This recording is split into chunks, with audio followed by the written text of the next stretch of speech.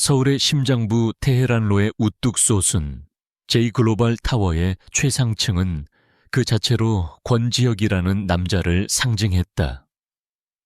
바닥부터 천장까지 이어진 통유리창 너머로 대한민국의 수도가 한눈에 들어왔지만 회의실 내부는 도시의 활기와는 정반대로 얼음장처럼 차가운 공기만이 감돌았다. 거대한 흑단 테이블에 둘러앉은 10명 남짓의 임원들은 숨소리조차 내지 못한 채 테이블 상석에 앉은 젊은 CEO의 입이 열리기만을 기다리고 있었다. 권지혁, J글로벌을 단 5년 만에 업계 최고로 올려놓은 입지전적인 인물. 그의 천재적인 사업 수완만큼이나 유명한 것은 바로 그의 얼음 같은 성정과 특히 여성에 대한 뿌리 깊은 불신과 혐오였다. 그래서 김 팀장, 마침내 그의 나직한 목소리가 정적을 깼다. 목소리는 낮았지만 그 안에 담긴 냉기는 회의실의 온도를 몇 도는 더 떨어뜨리는 듯했다. 신규 런칭될 화장품 라인의 마케팅 전략을 발표하던 김수진 팀장의 어깨가 자기도 모르게 움츠러들었다. 그녀는 업계에서도 유능하기로 소문난 인재였지만 권지혁의 앞에만 서면 언제나 위축되었다. 이 감성적인 접근이 실제 수익으로 어떻게 연결되는지 숫자로 증명할 수 있습니까? 그의 질문은 비난이 아니었다. 그저 순수한 사실을 요구하는 지극히 논리적인 질문이었다. 하지만 그 질문을 던지는 그의 눈빛과 말투에는 여자들의 감성팔이 따위는 비즈니스에 도움이 되지 않는다는 경멸이 노골적으로 서려 있었다. 김 팀장은 마른 입술을 축이며 준비한 데이터를 스크린에 띄웠다. 네 대표님, 저희가 타겟으로 하는 2030 여성 소비자층의 구매 패턴을 분석한 결과 제품의 효능만큼이나 브랜드 스토리에 대한 공감대가 구매 결정에 큰 영향을 미치는 것으로 나타났습니다. 이 그래프를 보시면 됐습니다.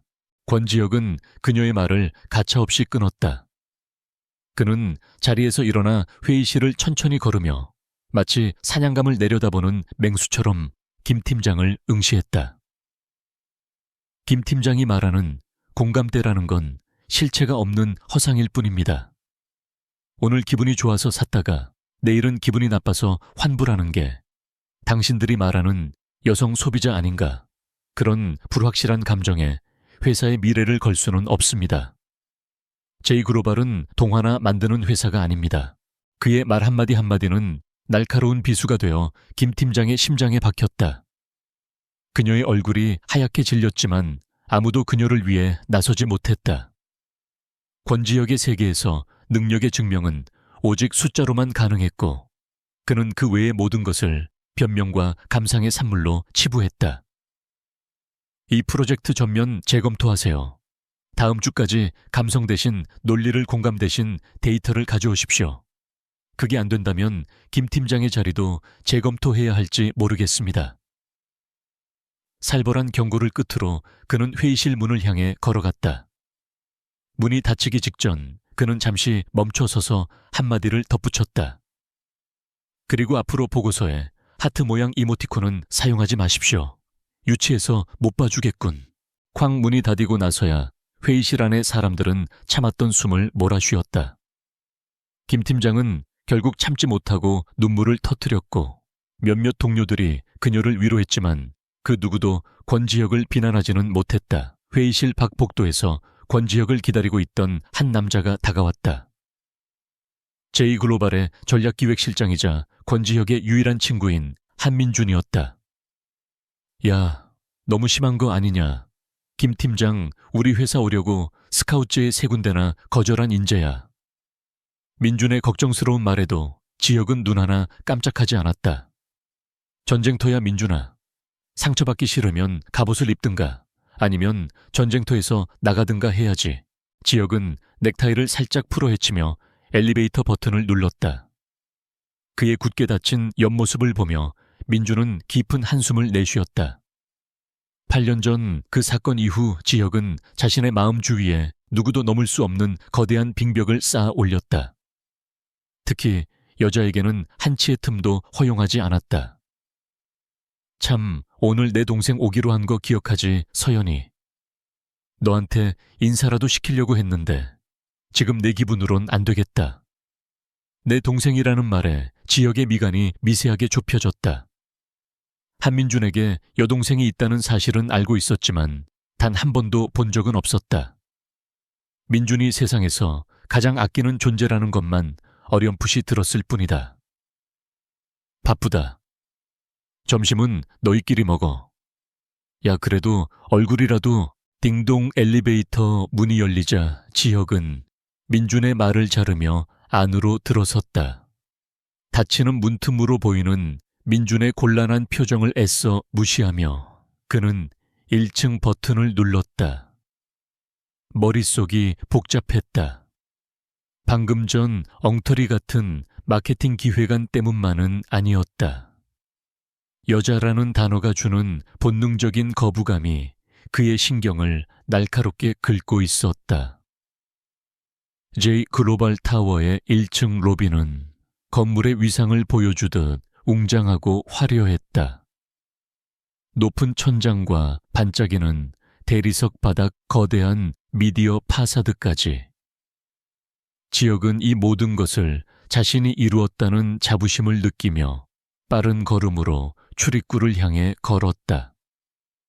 그때였다. 작은 외마디 비명과 함께 무언가 차가운 것이 그의 가슴팍으로 쏟아졌다. 최고급 원단으로 만들어진 다크 그레이 수트 위로 짙은 갈색 액체가 빠르게 번져나갔다. 얼음 조각들이 후두둑 바닥으로 떨어지는 소리가 로비의 정적을 갈랐다. 로비에 있던 모든 사람들의 시선이 집중되었다. 감히 J글로벌의 제왕 권지혁의 심기를 건드린 자가 누구인지 확인하려는 듯 지혁의 눈썹이 꿈틀거렸다. 그는 천천히 고개를 숙여 축축하게 젖어버린 자신의 셔츠와 재킷을 내려다보았다. 그리고는 싸늘하다 못해 살얼음이 낀 것 같은 눈빛으로 고개를 들었다. 그의 눈앞에는 한 여자가 서 있었다. 잔뜩 겁을 먹은 얼굴로 손에는 이제는 비어버린 투명한 플라스틱 컵을 든 채 그녀는 하얀 원피스를 입고 있었고 긴 생머리를 단정하게 묶고 있었다. 화장기 없는 얼굴은 청순했지만 지혁의 눈에는 그저 또 한 명의 여자일 뿐이었다. 시작이군. 울고불고 매달리거나 아니면 되려 큰 소리를 치거나 그것도 아니면 이걸 빌미로 어떻게든 엮여보려는 수작을 부리겠지. 그는 과거의 경험을 통해 모든 시나리오를 예측하고 있었다. 그가 가장 경멸하는 레퍼토리들이었다. 그는 차갑게 입을 열어 그녀의 존재 자체를 이 세상에서 지워버릴 듯한 독서를 내뱉으려 했다. 하지만 그의 예상은 완전히 빗나갔다. 여자는 울거나 변명하지 않았다. 그녀는 겁에 질린 표정이었지만 눈빛은 피하지 않고 그를 똑바로 마주했다. 그리고는 다음 순간 모두가 보는 앞에서 90도로 허리를 숙였다. 정말 죄송합니다. 제가 앞을 제대로 보지 못했습니다. 너무 죄송합니다. 목소리는 작았지만 떨림없이 명확했다. 그녀는 고개를 들고 다시 한번 지혁의 눈을 바라보았다. 그녀의 커다란 눈망울에는 두려움과 함께 진심 어린 미안함이 가득 담겨 있었다. 저 옷이 많이 젖으셨는데 세탁비는 제가 전부 변상하겠습니다. 명함이라도 주시면 제가 꼭... 그 순간 지혁의 머릿속이 잠시 하얗게 비는 듯 했다. 당황스러웠다. 그가 예상했던 반응은 단 하나도 없었다. 군더더기 없는 사과, 책임지려는 깔끔한 태도. 그의 분노와 경멸이 방향을 잃고 공중에서 흩어졌다. 그는 여자의 얼굴을 찬찬히 뜯어보았다. 꾸밈 없는 얼굴, 순수한 눈빛. 그 어떤 계산이나 의도도 느껴지지 않았다. 그가 아무 말도 하지 못하고 서 있자 여자는 더욱 안절부절 못하며 말했다. 저기, 괜찮으세요? 정말 죄송합니다. 제가 오늘 처음 와보는 곳이라 신기해서 주위를 둘러보다가 그만... 그때였다. 멀리서 다급한 목소리가 들려왔다. 서연아, 목소리의 주인공은 한민준이었다. 그는 동생을 찾으러 1층으로 내려왔다가 이 광경을 목격하고는 사색이 되어 달려왔다. 괜찮아. 어디 다친 데는? 민준은 제 동생의 앞에 서 있는 남자가 누구인지 확인하고는 입을 떡 벌렸다. 얼음처럼 굳은 표정의 권지혁과 그의 가슴팍에 선명한 커피 자국, 그리고 그 앞에 서 있는 자신의 여동생 한서연. 지혁아, 이게 어떻게 된... 상황 파악을 마친 민준의 얼굴이 하얗게 질려갔다. 자신의 소중한 동생이 하필이면 세상에서 여자를 가장 싫어하는 권지혁에게 이런 실수를 저질렀다는 사실에 눈앞이 캄캄해졌다. 지혁은 그제야 눈앞의 여자가 민준의 동생이라는 사실을 깨달았다. 한서연. 민준이 입에 달고 살던 그 이름. 그의 시선이 다시 서연에게로 향했다. 그녀 역시 오빠와 지혁을 번갈아 쳐다보며 어리둥절한 표정을 짓고 있었다. 지혁은 아무 말도 하지 않았다. 그는 그저 서연을 한 번 더 뚫어지게 쳐다본 뒤 그대로 몸을 돌려 로비를 가로질러 가버렸다. 그의 걸음걸이에는 평소와 같은 분노나 냉기는 없었다. 대신 그 누구도 읽을 수 없는 미묘한 혼란스러움이 묻어 있었다. 로비에 남겨진 서연은 어쩔 줄 몰라 하며 오빠에게 물었다. 오빠, 저분 알아. 나 어떡해. 완전 비싼 옷 같은데. 민준은 동생의 어깨를 감싸 안으며 깊은 한숨을 내쉬었다. 괜찮아. 일단 들어가자. 그는 지혁이 사라진 방향을 쳐다보았다. 그의 친구는 지금 어떤 생각을 하고 있을까? 평소 같았으면 비서에게 뒤처리를 맡기고도 불쾌감을 노골적으로 드러냈을 터였다. 하지만 오늘은 달랐다. 마치 예상치 못한 프로그램 오류를 만난 슈퍼컴퓨터처럼 그의 모든 반응 시스템이 정지된 듯 보였다. 차가운 빙벽에 던져진 작고 따뜻한 조약돌 하나. 권지혁의 철옹성 같던 세상에 아주 작은 균열이 생겨나고 있었다. 그날 오후 권지혁의 집무실은 폭풍이 지나간 뒤에 고요함 아니 그 이상의 냉기가 흘렀다. 그는 이미 커피로 얼룩졌던 수트를 갈아입고 평소와 다름없는 완벽한 모습으로 산더미 같은 서류를 처리하고 있었다. 하지만 그의 집중력은 미세하게 흐트러져 있었다. 자꾸만 아침에 있었던 일이 눈앞에 어른거렸다. 책임지겠다며 명함을 달라고 말하던 맑은 목소리. 두려움 속에서도 피하지 않던 고든 눈빛. 권지혁은 마우스를 쥔 손에 힘을 주었다. 지난 8년간 그가 만났던 모든 여자들과는 너무나도 다른 반응이었다. 그의 돈과 지위를 보고 의도적으로 접근하거나 그의 냉정함에 상처받고 울며 매달리거나 혹은 어떻게든 하룻밤을 보내려 유혹하는 여자들. 그는 그런 부류의 인간들에게 진절머리가 나 있었다. 그런데 한서연이라는 여자는 그 모든 범주에서 벗어나 있었다. 그것이 그의 심기를 더욱 불편하게 만들었다. 예측 불가능한 변수, 통제할 수 없는 존재. 그는 자신의 완벽한 세계에 들어온 이물질을 어떻게 처리해야 할지 알 수 없었다. 똑똑 노크 소리와 함께 한민준이 들어왔다.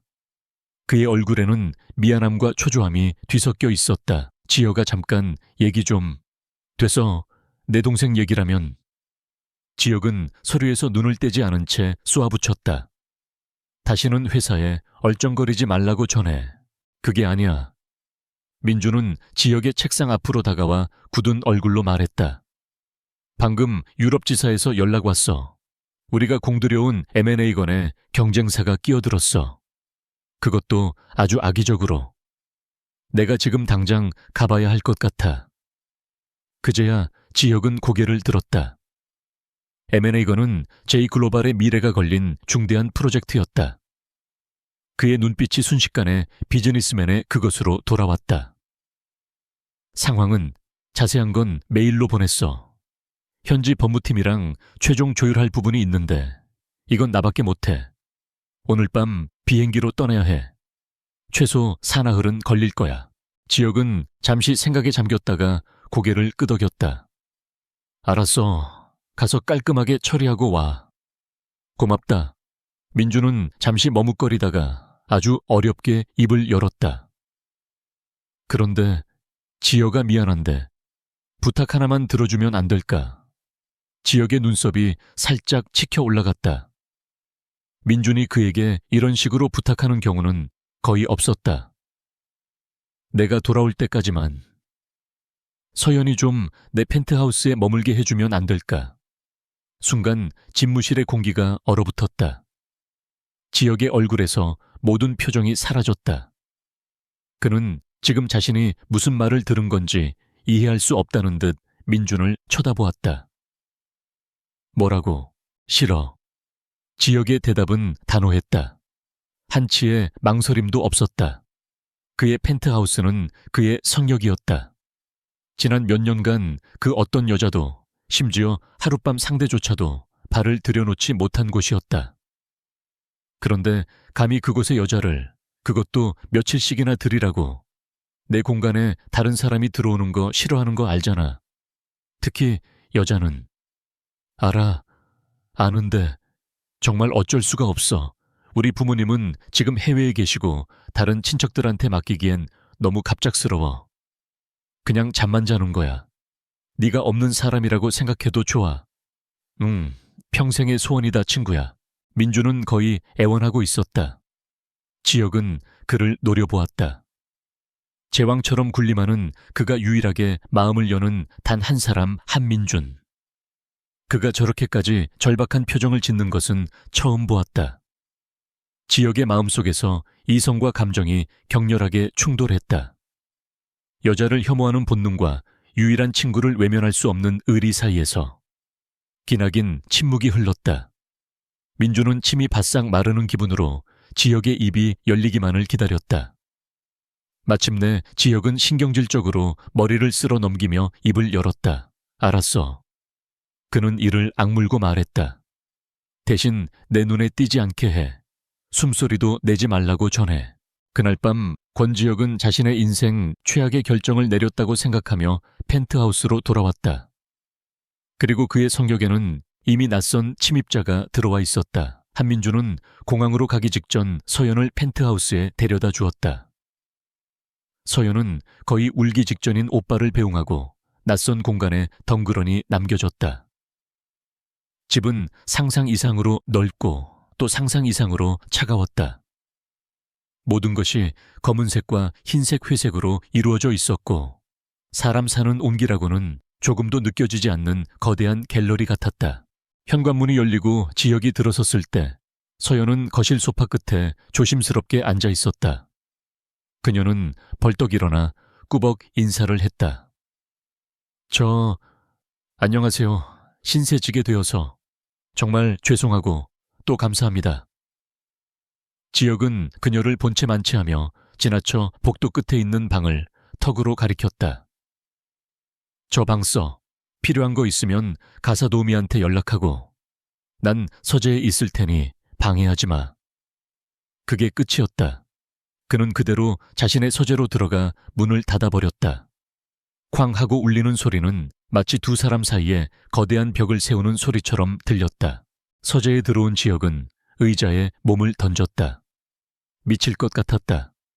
이 집안 공기 중에 다른 사람의 숨결이, 그것도 여자의 숨결이 섞여 있다는 사실만으로도 숨이 막혔다. 그는 일에 집중하려 했지만 자꾸만 문 밖의 기척에 신경이 곤두섰다. 시끄럽게 통화를 하지는 않을까, TV를 크게 틀지는 않을까, 아니면 집안을 어슬렁거리며 자신의 물건을 만지지는 않을까. 하지만 그의 예상과 달리 집은 죽은 듯이 고요했다. 아무런 소리도 들려오지 않았다. 그는 자정까지 일에 매달리다가 갈증을 느끼고 서재를 나섰다. 펜트하우스는 불이 다 꺼진 채 어둠에 잠겨 있었다. 그는 조심스럽게 주방으로 향하며 복도 끝에 객실 문을 힐끗 보았다. 문틈으로 새어나오는 불빛 하나 없었다. 그는 자기도 모르게 걸음을 죽였다. 다음 날 아침 지혁은 평소보다 이른 시간에 잠에서 깼다. 한서연이라는 존재가 깨어나기 전에 집을 나가버릴 생각이었다.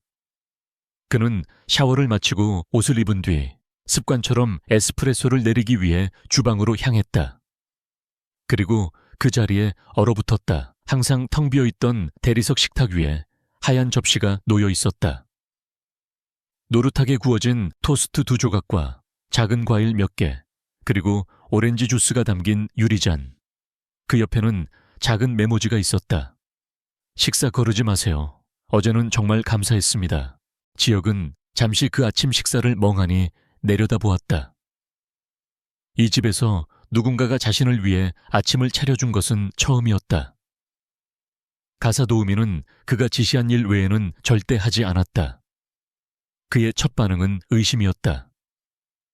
무슨 꿍꿍이지 동정 아니면 잘 보이기 위한 수작하지만 메모지에 남겨진 단정한 글씨와 소박한 식사는 너무나도 순수해서 그의 삐뚤어진 의심이 비집고 들어갈 틈이 보이지 않았다. 그는 결국 식사에 손을 대지 않았다. 하지만 이상하게도 그것을 쓰레기통에 버릴 수도 없었다. 그는 그냥 그대로 둔 채 평소보다 더 차가운 얼굴로 집을 나섰다. 그날따라 일이 손에 잡히지 않았다. 하루 종일 식탁 위의 토스트와 메모지가 머릿속을 맴돌았다. 그는 평소보다 늦게 퇴근했다. 일부러 한서연이 잠들었을 시간에 맞춰 들어갈 생각이었다. 엘리베이터가 펜트하우스에 도착하고 문이 열렸다. 지혁은 어둠 속에서 무언가 달라진 점을 느꼈다. 공기가 조금 달랐다. 항상 먼지와 소독약 냄새가 뒤섞인 듯 건조했던 공기 속에 아주 희미하고 부드러운 향기가 섞여 있었다. 그는 거실로 들어서다 걸음을 멈췄다. 자신의 서재 옆에 있는 그가 온갖 건축 관련 서적과 경영학 서적들을 되는 대로 쑤셔 넣어두었던 거대한 책장이었다. 항상 먼지가 뽀얗게 쌓여있던 그 책장이 놀라울 정도로 깔끔하게 정리되어 있었다. 책들이 장르별 크기별로 완벽하게 정돈되어 있었다. 그리고 책장 옆 작은 협탁 위에는 그가 한 번도 본 적 없는 작은 도자기, 화병이 놓여 있었다. 그 안에는 어디서 났는지 모를 소박한 들꽃 한 송이가 꽂혀 있었다. 그것은 아주 작은 변화였다. 하지만 모든 것이 무채색이고 직선으로만 이루어진 그의 공간 속에서 그 작은 화병과 들꽃은 마치 세상의 모든 색깔과 생명력을 응축해 놓은 듯 선명하게 빛나고 있었다. 지혁은 홀린 듯 화병으로 다가갔다. 투박하면서도 단아한 멋이 있는 하얀 백자 화병이었다.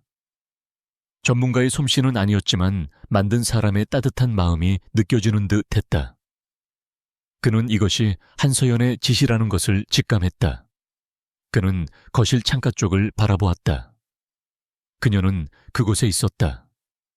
커다란 창으로 쏟아지는 달빛을 받으며 무릎을 감싸 안은 채 조용히 서울의 야경을 내려다보고 있었다. 인기척을 느꼈는지 그녀가 천천히 고개를 돌렸다. 아, 오셨어요. 그녀는 자리에서 일어나며 어색하게 웃었다. 책장이 너무 어지러워 보여서 허락도 없이 죄송해요. 혹시 싫으셨다면 바로 다시, 아니, 지혁은 자기도 모르게 대답했다.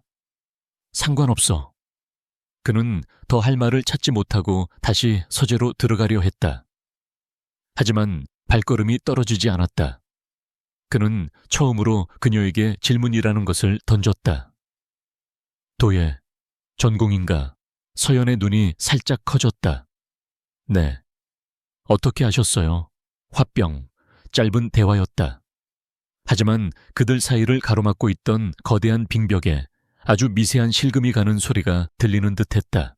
그날 밤 지혁은 서재에서 일하는 내내 이상한 기분에 사로잡혔다. 그는 자신의 공간을 침범당한 것에 대해 분노해야 했다. 자신의 물건에 손을 댄 것에 대해 불쾌해야 했다. 하지만 이상하게도 화가 나지 않았다. 오히려 책장을 볼 때마다, 그 작은 들꽃을 볼 때마다 마음 한구석이 간질거리는 기분이었다. 새벽녘 그는 결국 서재에서 나와 다시 거실로 향했다. 한서연은 이미 방으로 들어갔는지 보이지 않았다. 그는 협탁 위에 작은 화병 앞에 섰다. 그리고는 조심스럽게 손을 뻗어 가느다란 들꽃의 꽃잎을 아주 살짝 건드려 보았다. 부드러운 감촉, 작고 연약하지만 꿋꿋하게 피어있는 생명력. 권지혁은 깨달았다. 지난 8년간 그가 여자라는 단어 아래 묶어두었던 모든 혐오와 불신이 지금 이 작은 존재 앞에서 무력해지고 있음을. 한서연은 그의 성에 포탄을 쏘거나 성벽을 기어오르지 않았다. 그녀는 그저 성 안으로 들어와 가장 삭막하고 어두운 곳에 작은 들꽃 한 송이를 피워냈을 뿐이다. 그리고 그 작은 균열은 그 어떤 공격보다도 견고했던 권지혁의 성벽을 송두리째 흔들고 있었다. 고요한 밤, 권지혁의 펜트하우스에 내려앉은 정적은 무겁고 서늘했다. 하지만 그의 침실 안지혁 자신은 결코 평온하지 못한 밤을 보내고 있었다. 그는 끔찍한 악몽에 시달리고 있었다. 8년이라는 시간이 흘렀음에도 불구하고 그날의 기억은 생생한 현실처럼 그의 잠을 좀먹었다. 꿈속에서 그는 24살의 청년이었다. 지금처럼 세상에 대한 불신으로 가득 찬 눈이 아닌 사랑과 열정으로 반짝이는 눈을 가진. 그의 곁에는 윤수희가 있었다. 그의 첫사랑이자 그가 세상의 전부라 믿었던 여자. 그녀는 봄날의 햇살처럼 화사하게 웃으며 그의 팔짱을 끼고 있었다. 지혁 씨, 나중에 우리 결혼하면 정원이 있는 집에서 살자. 당신은 일하고 돌아와서 쉴 수 있고 나는 예쁜 꽃을 가꿀 거야. 그녀의 달콤한 속삭임에 젊은 지혁은 세상을 다 가진 듯 행복하게 웃었다. 그는 그녀와의 미래를 위해 모든 것을 바칠 각오가 되어 있었다. 하지만 장면은 순식간에 바뀌었다. 화창한 봄날은 간데없고 차갑고 어두운 비가 내리는 밤이었다. 아버지의 회사가 부도 위기에 몰렸다. 경쟁사의 비열한 공작으로 핵심 기술이 유출되었고 수년간 준비해온 프로젝트가 물거품이 되었다. 아버지는 충격으로 쓰러졌고 갓 대학을 졸업한 그가 회사를 구하기 위해 동분서주하고 있었다. 그는 불안해하는 수희를 끌어안으며 약속했다. 내가 모든 걸 제자리로 돌려놓겠다고 조금만 기다려달라고. 그리고 악몽의 핵심, 그가 결코 잊을 수 없는 배신의 순간이 다가왔다. 그는 수희에게 힘이 되어주기 위해 그녀가 좋아하던 케이크를 사들고 그녀의 오피스텔을 찾아갔다. 하지만 문틈으로 새어나온 목소리는 그의 발을 그 자리에 얼어붙게 만들었다. 이것만 넘기면 제이글로벌의 전신인 재성그룹은 끝장입니다. 박 이사님, 약속하신 건 걱정 마, 수희 씨. 내가 자네를 그냥 두겠나. 권 회장 밑에서 썩는 것보다 내 옆에 있는 게 훨씬 현명한 선택이었다는 걸 알게 될 거야. 지혁은 온몸의 피가 차갑게 식는 것을 느꼈다. 박 이사. 아버지의 회사에서 핵심 기술을 담당하다가 경쟁사로 넘어간 박동훈이었다. 지혁은 문을 부술듯이 열고 들어섰다. 그곳에는 박동훈과 함께 회사의 기밀 문서를 넘기고 있는 윤수희가 서 있었다. 그녀는 지혁을 보고 잠시 놀랐지만 이내 표정을 바꾸고는 차갑게 웃었다. 그가 한 번도 본 적 없는 경멸적인 미소였다. 미안해, 지혁 씨. 하지만 사랑만으론 살 수 없잖아. 난 더 높은 곳으로 가고 싶어. 언제 무너질지 모르는 배 안에서 당신이랑 같이 죽을 순 없지.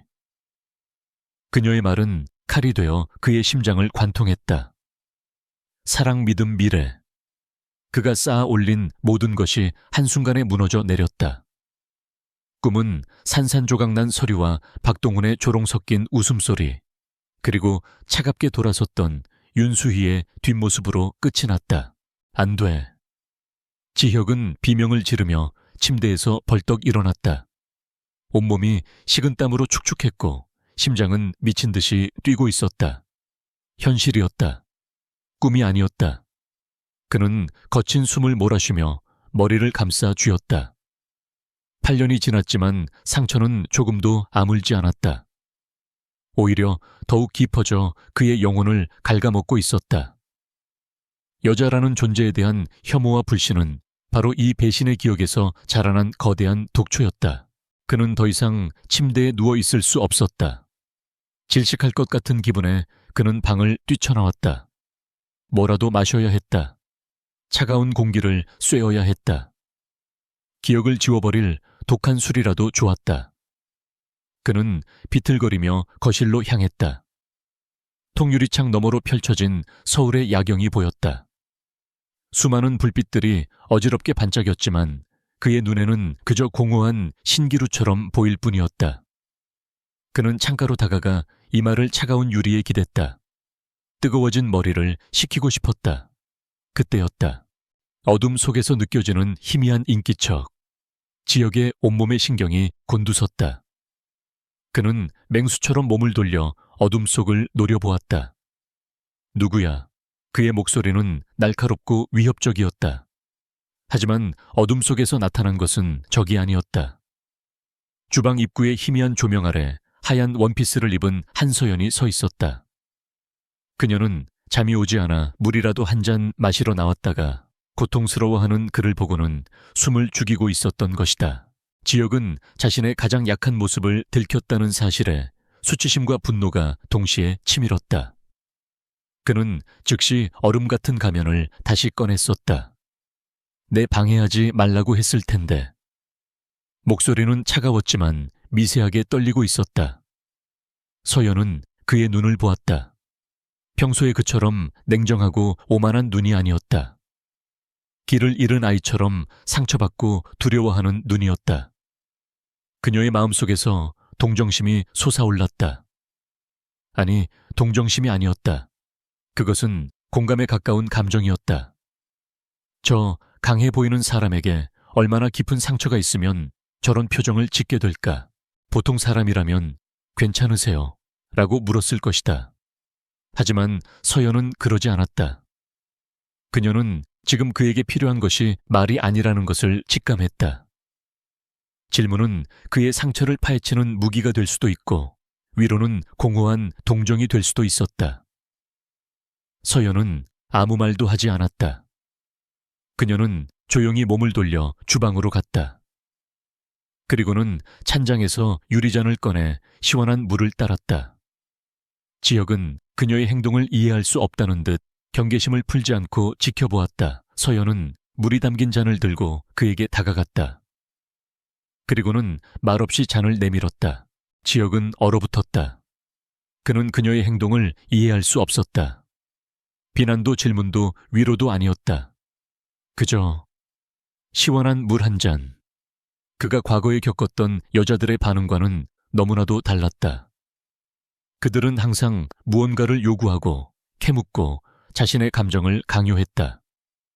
하지만 서연은 아무것도 요구하지 않았다. 그녀의 맑은 눈에는 어떤 판단이나 호기심도 없었다. 그저 그의 고통을 덜어주고 싶은 순수한 마음만이 담겨 있었다. 그는 망설였다. 이 손길을 받아들여도 되는 것일까? 하지만 타는 듯한 갈증과 악몽의 잔상이 그를 괴롭혔다. 그는 마침내 천천히 손을 뻗어 유리잔을 받아들었다. 그의 손가락이 그녀의 가느다란 손가락에 스치는 순간 예상치 못한 따뜻한 온기가 그의 차가운 피부를 통해 심장까지 전해지는 듯했다. 악몽이 남긴 한기가 조금은 가시는 기분이었다. 서연은 그가 잔을 받는 것을 보고는 자신의 역할을 다했다는 듯 조용히 몸을 돌렸다. 그에게 혼자만의 시간을 주기 위한 배려였다. 그럼 안녕히 주무세요. 그녀는 그렇게 자신의 방으로 사라지려 했다. 그 고요한 배려가 그 어떤 위로의 말보다도 지역의 마음을 강하게 흔들었다. 잠깐만. 그의 목소리가 어둠 속에서 낮게 울렸다. 서연이 걸음을 멈추고 그를 돌아보았다. 지역은 무슨 말을 해야 할지 몰랐다. 악몽에 대해 설명할 수도 지난 8년간의 지옥을 털어놓을 수도 없었다. 하지만 단지 그녀가 가는 것을 원치 않았다. 다시 유령들과 함께 홀로 남겨주고 싶지 않았다. 길고 무거운 침묵 끝에 그가 간신히 내뱉은 말은 한마디였다. 고마워. 그가 평생 거의 사용해 본 적 없는 단어였다. 그의 혀 위에서 낯설고 무겁게 굴러다녔다. 서연은 대답 대신 희미하게 미소 지었다. 그것은 동정의 미소도 우월감의 미소도 아니었다. 그저 그의 진심을 알아주었다는 듯한 따뜻하고 부드러운 미소였다. 그리고 그녀는 조용히 복도 너머로 사라졌다. 지혁은 다시 혼자 남았다. 하지만 거실의 공기는 완전히 달라져 있었다. 숨막히던 과거의 유령은 어느새 희미해지고 그녀가 남긴 작은 온기가 그 자리를 채우고 있었다. 그는 손에 들린 유리잔을 내려다보았다. 시원한 물이 담긴 평범한 유리잔이었다. 윤수희는 수많은 달콤한 말과 계산된 행동으로 그의 모든 것을 빼앗아갔다. 한서연은 말 한마디 없이 그저 물 한 잔으로 그의 지옥 같던 밤에 작은 안식처를 만들어 주었다. 그는 창가에 다시 이마를 기댔다. 이번에는 머리를 식히기 위해서가 아니었다. 복잡한 감정들을 정리하기 위해서였다. 그는 처음으로 깨달았다. 세상에는 나쁜 여자와 착한 여자가 있는 것이 아니었다. 그저 자신을 파괴하려 했던 유령과 자신에게 조용히 손을 내밀어준 한 사람이 있을 뿐이라는 것을. 그의 심장을 둘러싸고 있던 단단한 빙벽. 그저 금이 가는 정도가 아니었다. 거대한 조각 하나가 힘없이 부서져 내려 흔적도 없이 녹아내리고 있었다. 며칠 후 권지역의 펜트하우스 안의 공기는 미묘하게 달라져 있었다. 숨막히는 어색한 침묵은 사라지고 대신 편안한 고요함이 자리를 잡았다. 지혁과 서연은 여전히 말을 많이 하지는 않았지만 굳이 말하지 않아도 같은 공간에 공존하는 법을 배워가고 있었다. 가끔 거실 한가운데서 시선이 우연히 마주칠 때면 예전처럼 황급히 피하지 않고 그저 고개를 살짝 끄덕이며 인사를 건넸다. 그 작은 변화는 마치 얼어붙은 땅 위에 비추는 첫 햇살 같았다. 한민주는 유럽에서 피곤하지만 만족스러운 얼굴로 돌아왔다. 그는 임무를 훌륭히 마쳤다. 여동생이 무사하고 친구가 불평 한마디 하지 않은 것을 보자 안도의 한숨이 터져 나왔다. 정말 고맙다 지혁아. 내 동생 잘 돌봐줘서. 민주는 고마움이 묻어나는 손길로 친구의 어깨를 두드렸다. 지혁은 대답 대신 낮게 흥소리를 냈지만 그 속에는 더 이상 날카로움이 없었다. 그는 작은 여행 가방에 물건을 정리하는 서연을 흘깃 바라봤다. 서연은 작은 도에 작업실과 다락방을 임대해 결국 자기만의 공간을 마련했다. 하지만 이상하게도 그녀와 지혁 모두 알 수 없는 아쉬움을 느꼈다. 그럼 가보겠습니다. 그동안 정말 감사했습니다. 서연은 지혁에게 고개 숙여 인사했다. 지혁은 입술을 굳게 다문 채 고개만 끄덕였다. 조금만 더 있어라. 아니면 내가 데려다 주겠다라는 말이 목구멍까지 치밀어 올랐으나 끝내 나오지 못했다. 그 평온한 순간 폭풍이 들이닥쳤다. 지역의 휴대전화가 요란하게 울렸다. J글로벌 비상상황실에서 온 전화였다. 대표님, 큰일 났습니다. 태양그룹 박동훈 회장이 움직이기 시작했습니다. 지역의 표정은 단숨의 얼음처럼 차갑게 굳었다. 방금 전에 부드러운 빛은 사라지고 전장에 선 장수의 날카로움이 그의 눈에 번뜩였다. 자세히 말해라. J글로벌이 재정 위기에 빠졌다는 소문을 퍼뜨리고 있습니다. 한 실장님이 막 체결한 M&A 계약을 정면으로 노린 겁니다. 주가가 불안정한 움직임을 보이기 시작했습니다. 순식간에 평온이 산산조각 났다. 지혁은 말없이 민준에게 신호를 보냈고 두 사람은 즉시 아파트를 박차고 나가 서연을 홀로 남겨두었다. 그날 밤 J글로벌의 비상회의실은 불이 꺼지지 않았다. 지혁과 민준 핵심 인사들은 사태를 분석하며 분주히 움직였다. 박동훈의 수법은 더러웠다. 단순히 루머를 퍼뜨린 것에 그치지 않고 애널리스트들을 매수하고 허위 기사까지 내보내 투자자들의 신뢰를 흔들고 있었다. 이틀 뒤가 주주총회야. 그 늙은 여우는 우리가 M&A를 포기하도록 압박하려는 거지. 민준이 불안한 목소리로 말했다. 그의 뜻대로 두지 않겠다. 지역의 목소리는 냉정하면서도 위압감이 넘쳤다. 그자가 배후라는 증거를 확보해라. 기사 작성자를 찾아내고 애널리스트 매수 자금의 흐름을 추적해라. 무슨 수를 써서라도. 한편 박동훈은 더 개인적인 약점을 겨냥한 또 다른 덫을 준비하고 있었다. 그는 지역의 과거와 여성 혐오를 알고 있었다. 그는 국립미술관에서 열리는 대규모 예술 행사를 후원했고 J글로벌이 주요 스폰서로 참석하지 않을 수 없는 상황을 만들었다. 계획은 단순했다. 유명 여배우를 고용해 수많은 기자들 앞에서 지역과의 스캔들을 꾸며내고 그가 이성을 잃은 모습을 공개해 불안정한 지도자라는 소문에 불을 지피는 것이다. 아이러니하게도 그 전시회는 서연의 교수님이 도자기 작품을 출품하는 자리였다. 서연은 행사 준비를 돕고 배우기 위해 초대받았다. 그녀가 기쁜 마음으로 이 사실을 오빠에게 알리자 정신없이 바쁜 민주는 대수롭지 않게 대답했다. 아, 잘 됐네. 나랑 지혁이도 오늘 저녁 그 행사에 가야 해. 우연이네. 이 대화를 들은 지혁은 묘한 불안을 느꼈다. 서연이 그 위선적이고 허영심 가득한 사람들 틈에 그리고 박동훈이 있는 자리에 있게 된다는 생각이 불편했다. 괜한 기우겠지라며 스스로를 다독였다. 행사 당일 미술관은 눈부신 조명과 상류층 인사들로 가득했다.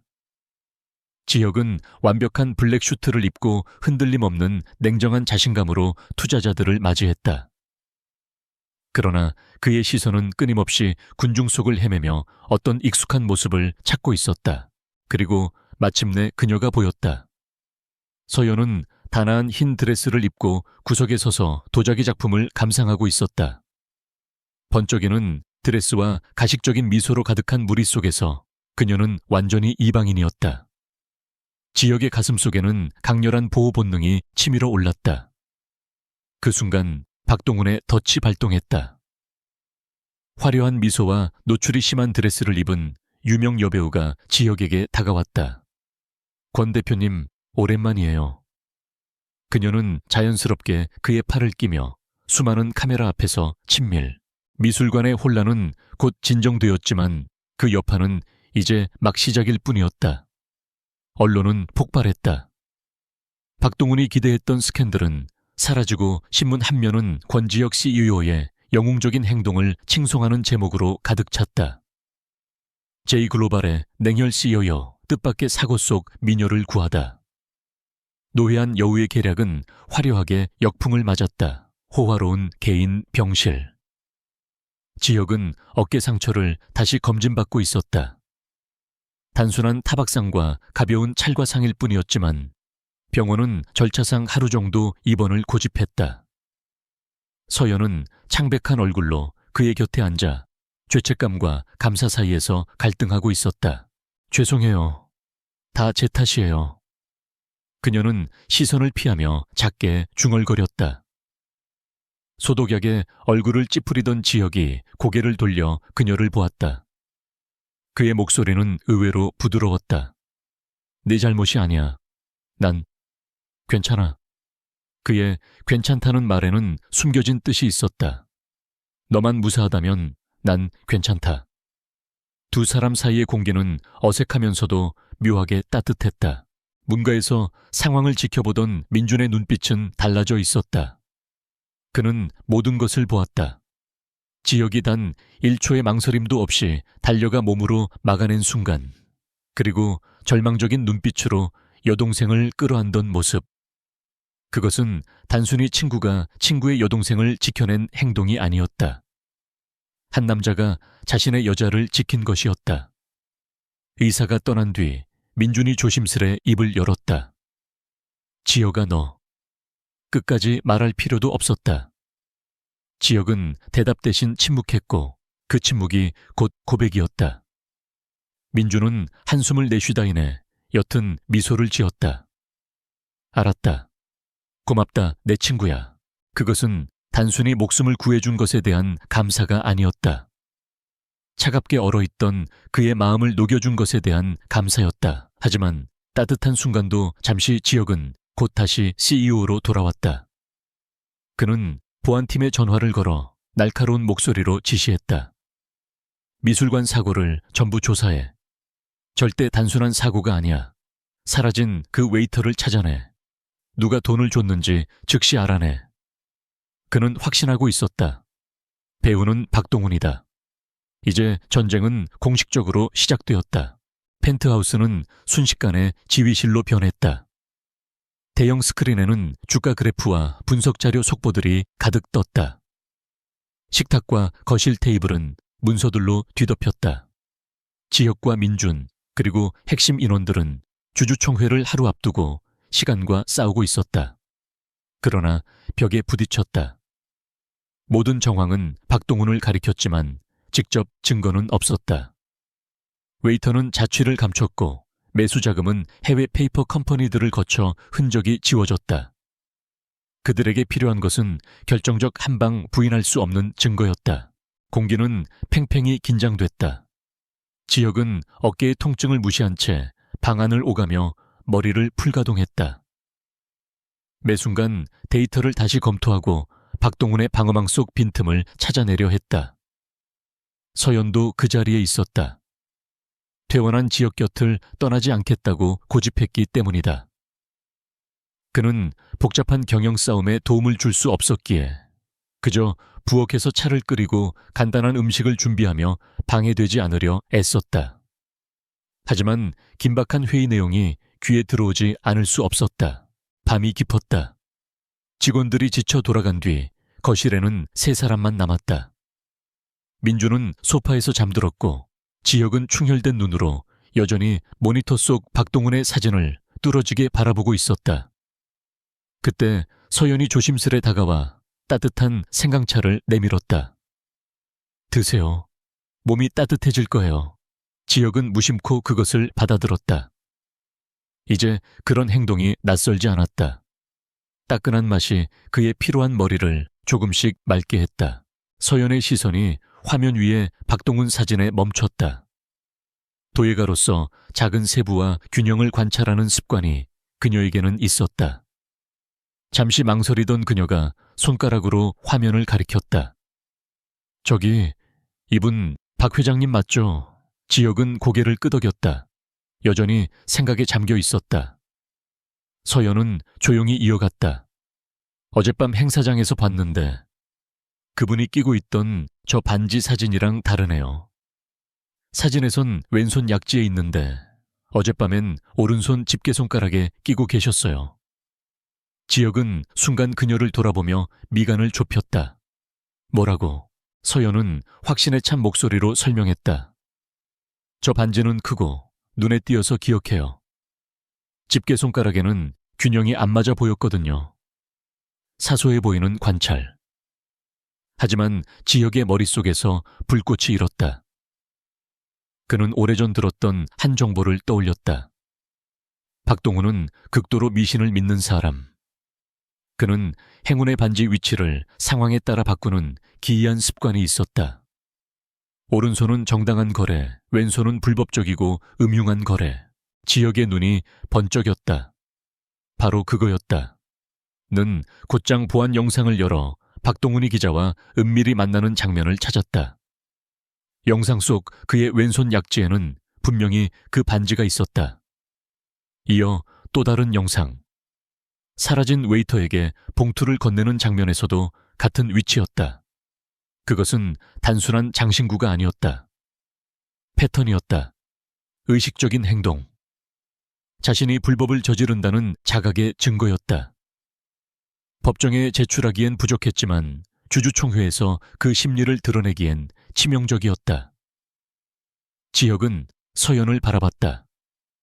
놀람 감탄 그리고 깊은 존경이 뒤섞인 눈빛이었다. 너 어떻게 그런 걸? 서연은 어색하게 어깨를 으쓱였다. 그냥 눈에 들어왔을 뿐이에요. 그 순간 지혁은 그녀를 더 이상 단순히 지켜야 할 존재로만 보지 않았다. 그는 동료로 동반자로 그녀를 보았다. 숫자와 데이터의 세계에서 그가 갖지 못한 무기, 인간의 작은 습관과 균형을 꿰뚫어 보는 눈. 지혁은 자신의 옆 메인 화면 앞의 자리를 손짓하며 끌어당겼다. 여기 앉아. 서연은 망설이며 그를 바라봤다. 지금부터 그의 목소리는 확고했고 눈빛은 신뢰로 빛났다. 우린 함께 이 일을 해나갈 거다. 이제 방역의 수가 완성됐다. 그들에게는 예상치 못한 그러나 가장 강력한 비밀 병기가 있었다. 주주총회는 다음 날 아침에 열렸다. 펜트하우스 안의 공기는 극도로 팽팽했다. 권지혁과 한민주는 마치 갑옷처럼 완벽하게 맞춘 수트를 입고 발표 자료를 마지막으로 점검하고 있었다. 전략의 핵심은 박동훈의 반지 습관에 대한 증거와 보안 카메라 영상이었다. 그것은 법적 공격이 아닌 심리전이었다. 그러나 신뢰를 두고 벌이는 이 전쟁에서는 심리가 곧 전부였다. 서연은 지역에 굳게 담은 턱선의 서린 긴장을 보았다. 그녀는 조용히 다가가 아주 단순한 행동을 했다. 약간 비뚤어진 그의 넥타이를 곧게 매만진 것이다. 너무 긴장하지 마세요. 잘 해낼 수 있을 거예요. 그녀의 부드러운 손길과 차분한 목소리는 그들이 곧 맞닥뜨릴 폭풍과 극명한 대조를 이루었다. 지혁은 그녀를 내려다보았다. 순간 주주총회도 박동훈도 그 무엇도 사라진 듯 했다. 그는 자신의 넥타이에 올려진 그녀의 손을 살며시 잡았다. 고마워. 그것은 조용하고도 은밀한 순간이었으며 두 사람 사이에 보이지 않는 연결을 더욱 단단히 묶어주었다. 문가에 서 있던 민주는 미소를 지었다. 그는 친구가 이런 모습을 보이는 것을 처음 보았다. 지혁은 민준을 향해 돌아섰다. 그의 눈빛은 이미 결연해져 있었다. 가자. 그들은 전장으로 나서는 전사들처럼 문을 나섰다. 서연은 창가에 서서 그들을 바라보았다. 그녀는 민준이 설치해둔 실시간 중계로 회의를 지켜볼 것이다. 이제 그녀는 더 이상 방관자가 아니었다. 이 전투의 일원이 된 것이다. 주주총회가 열리는 홀은 웅장하고 위엄이 있었다. 수백 명의 주주와 투자자 언론인들이 자리한 그곳의 공기는 압박감으로 가득 차 있었다. 박동훈 측은 공격적으로 공세를 시작했다. J글로벌의 안정성과 M&A의 타당성에 의문을 제기하며 조작된 기사와 가짜 분석 보고서를 내밀었다. 분위기는 점차 지역에게 불리하게 흘렀다. 박동훈은 맨 앞줄에 앉아 자만과 승리감에 젖은 표정을 짓고 있었다. 차례가 되자 지역은 무대 위로 걸어 나왔다.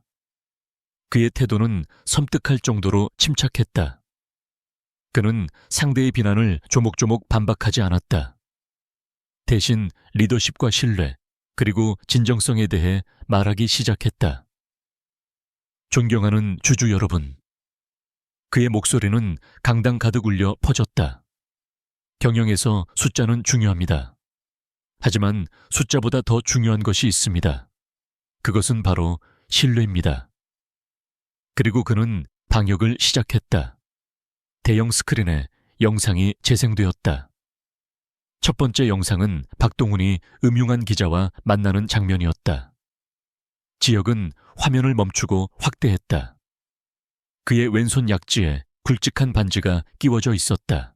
다음 영상에서는 박동훈이 봉투를 종업원에게 건네는 장면이 나왔다. 이번에도 반지는 왼손에 있었다.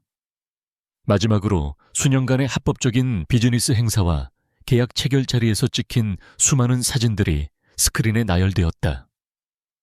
놀랍게도 단 한 장의 예외도 없이 모든 사진에서 그 반지는 늘 오른손 집게손가락에 있었다. 홀 안은 술렁이기 시작했다. 사람들은 지역이 무엇을 의도하는지 완전히 알지 못했지만 뚜렷한 모순은 이미 의심의 씨앗을 뿌리고 있었다. 지역은 자만심을 잃어가는 박동훈을 똑바로 바라보며 말했다. 박 회장님, 아주 흥미로운 습관을 가지고 계시더군요. 중요한 계약을 앞두고는 늘 반지를 오른손에 끼시던데 어찌된 일인지 불미스러운 일에 연루된 사람들을 만나실 때는 늘 왼손으로 옮겨 끼시는 것 같습니다. 그는 잠시 말을 멈추고 호란의 모든 이가 그 의미를 곱씹게 만들었다. 혹시 이것이 회장님만의 어떤 신호입니까? 저희 주주들에게 설명해 주실 수 있겠습니까? 완벽한 심리적 일격이었다.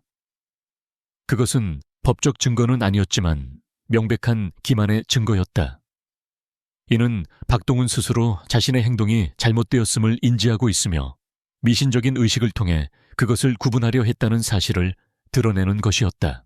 박동훈의 얼굴은 창백해졌다가 이내 분노로 붉게 달아올랐다. 그는 자리에서 벌떡 일어났으나 한마디 말조차 내뱉지 못했다. 그는 대중 앞에서 무너졌다. 속삭임은 점점 거세졌고 주주들의 신뢰는 완전히 흔들렸다. 판세는 완전히 뒤집혔다. 총회는 지역에 대한 신임 투표로 마무리되었다. 그는 승리했다. 그것도 압도적인 승리였다. 기자들이 몰려들었지만 그의 가장 큰 관심사는 오직 서연이었다.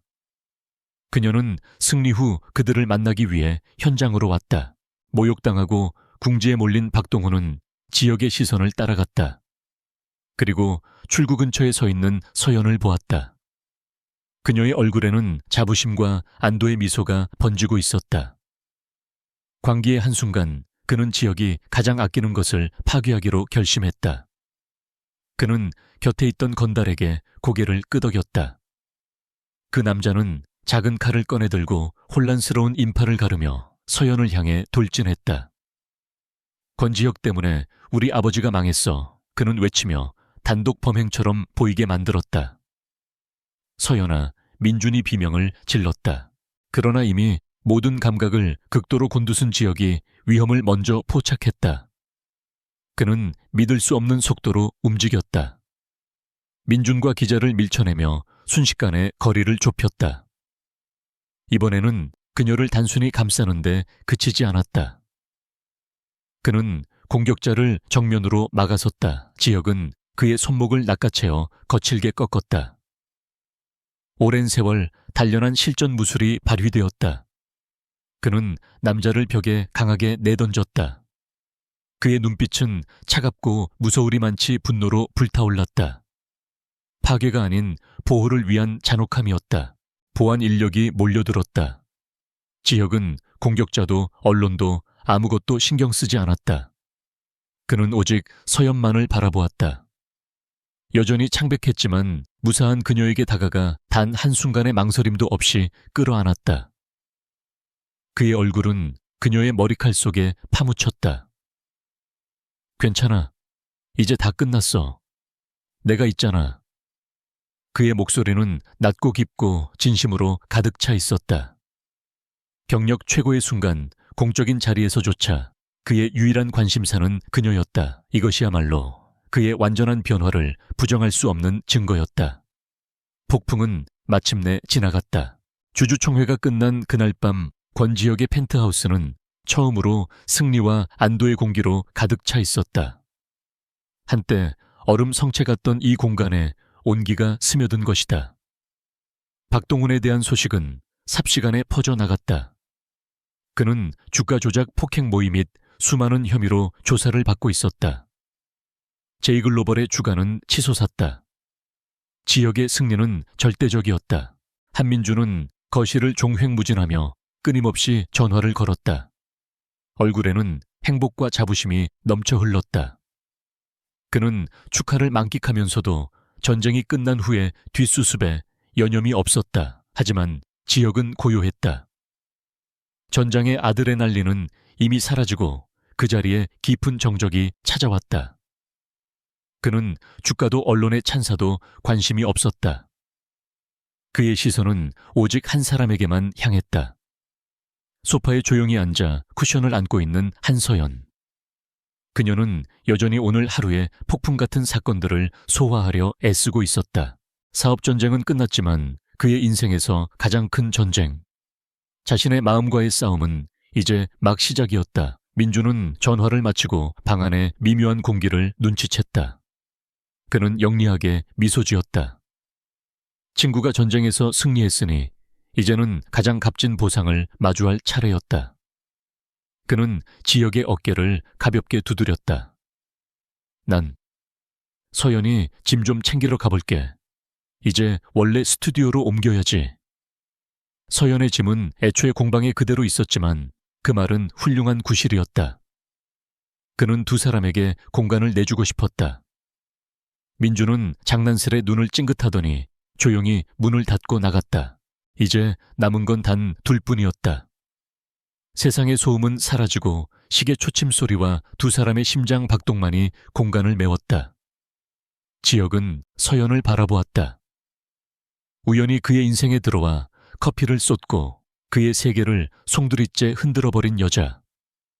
이제 그는 예전으로 돌아갈 수 없음을 알고 있었다. 그는 천천히 다가와 그녀 옆에 앉았다. 너무 가깝지도 너무 멀지도 않게. 냉철한 언어로 회사를 무너뜨리던 그 남자는 지금 가장 단순한 말들을 찾느라 버거워하고 있었다. 그가 꺼낸 첫 마디는 화려한 고백이 아니라 낮고 진중한 사과였다. 미안해. 너를 위험하게 만들어서.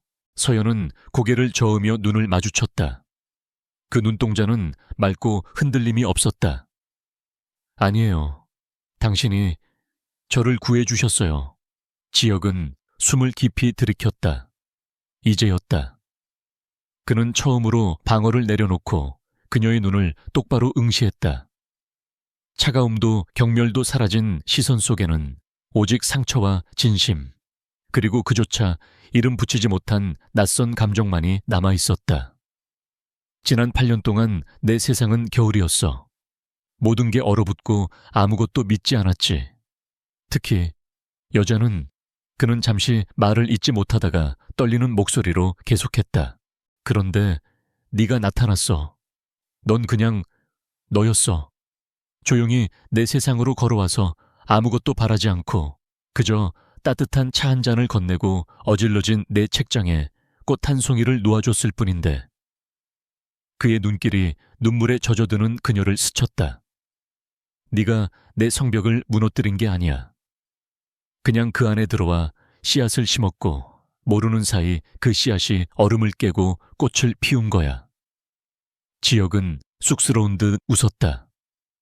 그가 평생 지어본 적 없는 미소였다. 무슨 말인지 잘 모르겠지. 나도 그래. 하지만 분명한 건 내 겨울을 끝내줘서 고맙다는 거. 그리고 앞으로 내 모든 계절을 너와 함께하고 싶다는 거.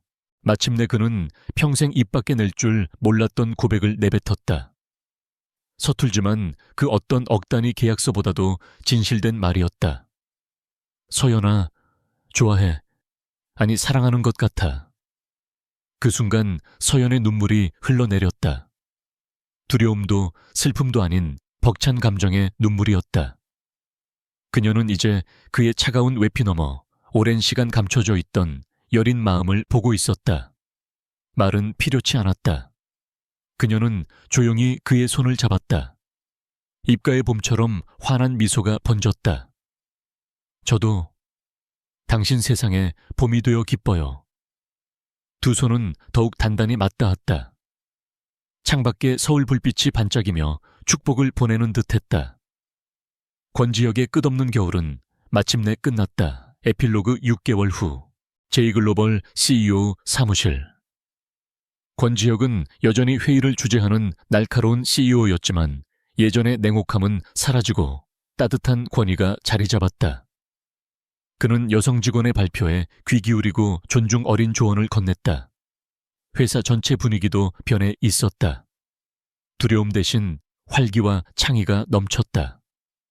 한서연의 도예 공방은 햇살로 가득했다. 그녀의 작품들로 빼곡한 아늑한 공간은 점점 유명세를 얻고 있었고 어딘가 정체불명의 후원자가 뒷받침해주고 있다는 소문도 돌았다. 그녀는 물레 앞에서 흥얼거리며 즐겁게 작업하고 있었다. 그때 문이 열렸다. 지역이 들어섰다. 더 이상 딱딱한 정장을 입지 않았다. 편안한 니트와 청바지 차림의 그는 한층 자유롭고 행복해 보였다. 그는 뒤에서 다가와 그녀의 허리를 감싸 안았다. 두 사람은 많은 말을 하지 않았다. 그저 큰 창으로 들어오는 노을을 함께 바라보았다. 이제 그는 더 이상 차가운 재벌 CEO가 아니었고 그녀도 단순히 친구의 여동생이 아니었다. 두 사람은 서로를 발견했고 서로의 상처를 치유했으며 함께 살아가는 더 아름다운 작품을 빚어내고 있었다. 오랜 장마가 끝난 뒤 진정한 새벽이 찾아온 순간이었다.